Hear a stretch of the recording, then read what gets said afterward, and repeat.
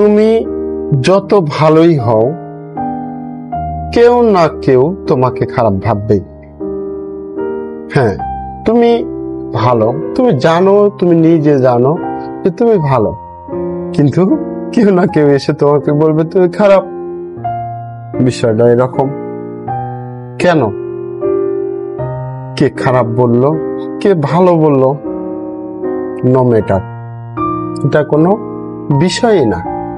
আসলে একজন মানুষকে সবাই ভালোবাসতে পারে না, একজন মানুষকে সবাই ভালোবাসতে পারে না।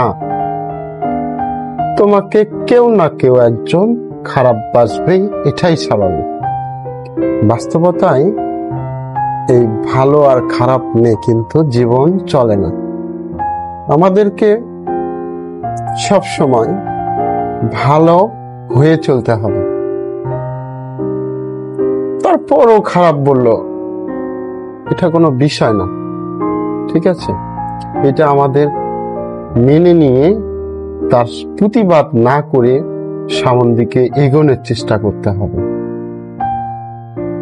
তাহলে এক সময় সফলতা আসবেই, এবং সবাই না বলুক, বেশিরভাগই আপনাকে বলবে সে ভালো। ভালো, এই কথাটা বেশিরভাগই আপনাকে বলবে সে ভালো।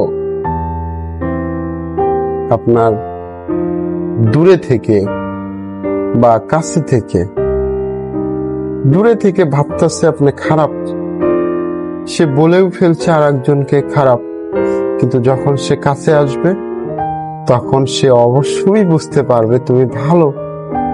তারপরে তার ধারণা চেঞ্জ হয়ে যাবে।